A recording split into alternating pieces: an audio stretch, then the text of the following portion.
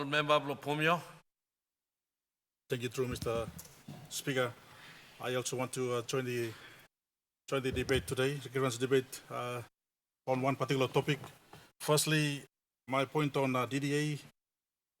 Some of us have seen a lot of good things done in our respective districts, especially my district that was seemed to be one of the forgotten districts for so many years. And I believe DDA is part of a decentralization program where we empower the local people, our own people, to actually make things happen at our level. So I think I support DDA arrangement. My grievance debate is based on the several questions were asked this week to the Minister for Petroleum and Energy.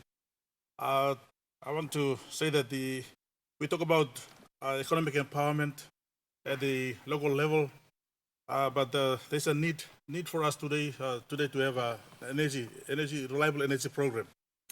Mr. Speaker, I want to take us back to the signed agreement made by 4 countries during the APEC arrangement in 2018. There was an arrangement signed by the government of Australia, New Zealand, Japan, and America, US, to commit. They committed about it was about 1.7 billion US dollars, and the amount related to about 6 billion kina, lo money blayumi. It's about 4 years ago, Pinis. I asked this question several times to previous ministers on what the government has done, whether to actually give us some undertaking on what the government has planned to actually implement this particular arrangement. The same kind of response that we've been receiving since the last couple of years. People like Sim Tok and this week doing back Sim Tok also the department. I know that the government has passed the National Energy Authority Act, Law 2021. But the point is, we still talk about coming up with a regulation. A regulation, come up yet for the last couple of years. If you ask him the same question, who's going to do this regulation? Can we have some people committed to doing this job?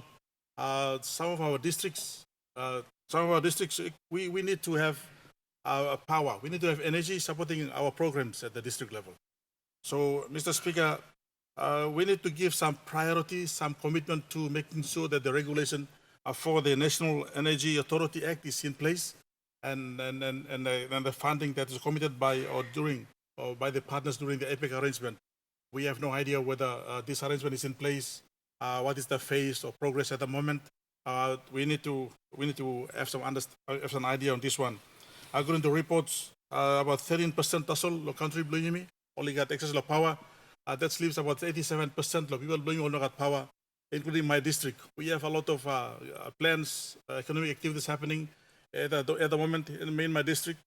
So as many of our districts, and we need to have this. And I'm calling for some kind of feasibility study that is funded by the government right across our country to establish a system where there's feasibility for energy source to happen in our country. So, today, Mr. Speaker, I think the minister this week can respond to also. They're still working on the regulation for the energy authority, for the energy authority. So you may get a commitment again from the ministers responsible to get whoever is responsible to make some commitment and time to this, so that we next time when we ask this question again to the minister, we expect a different positive undertaking than coming up with. We're still working on this, and we can come up with this in the next, talking about the next few months or next few years. And I believe we can continue to do this.